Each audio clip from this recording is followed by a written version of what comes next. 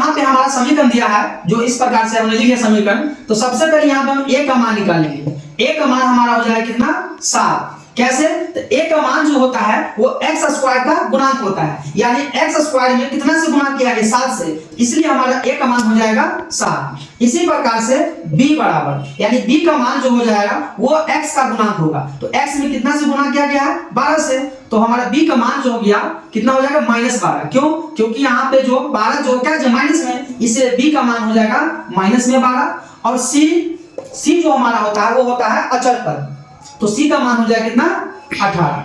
अब प्रश्न में क्या कहता है कि समीकरण 7x square minus 12x plus 18 बराबर 0 के मूलों का योग, यानी मूलों का योग तो हम लोग जानते हैं मूलों का योग बराबर फॉर्मूला होता है अल्फा प्लस बीटा बराबर माइनस बी बटा में a।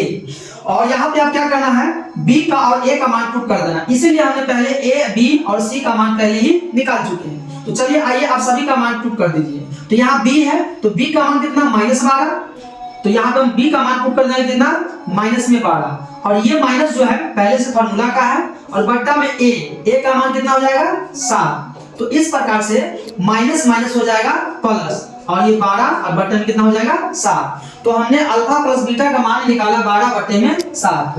इसी प्रकार से अब हमें क्वेश्चन में दिया गया है, क्या बोला जा रहा है मूलों का गुणनफल, अर्थात हम लिखेंगे अल्फा एवं अल्फा गुने बीटा। तो अल्फा गुने बीटा हमारा फॉर्मूला होता है c बट्टा में 1। तो इस प्रकार से हमारा c का मान है 18, तो c के जगह बैठा देंगे 18, और a का मान हो जाएगा 7। तो हमारा शून्यकों का योग अल्फा प्लस बीटा का मान आया है 12/7, और मूलों का गुणनफल यानी अल्फा गुने बीटा का मान आया है 18/7। अब क्या बोला जा रहा है कि मूलों का योग एवं मूलों का गुणनफल का क्या करना है अनुपात निकालना है। तो हम लोग क्या करेंगे इसका और इसका दोनों को अनुपात कर लेंगे।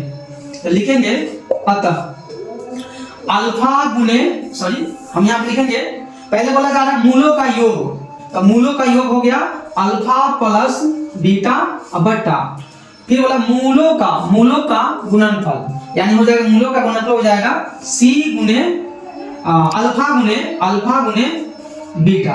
तो अल्फा प्लस बीटा का मान हो जाएगा 12/7, और अल्फा गुने बीटा का मान हो जाएगा 18/7। इस प्रकार से 7 से 7 कैंसिल हो गया, कितना बच गया तो ये बच गया ऊपर में 12 और बट्टे में आ गया 18।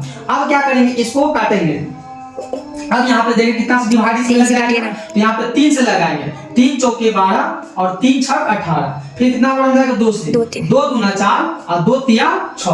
तो हमारा आ गया 2/3, अर्थात इसको लिख सकते हैं 2:3।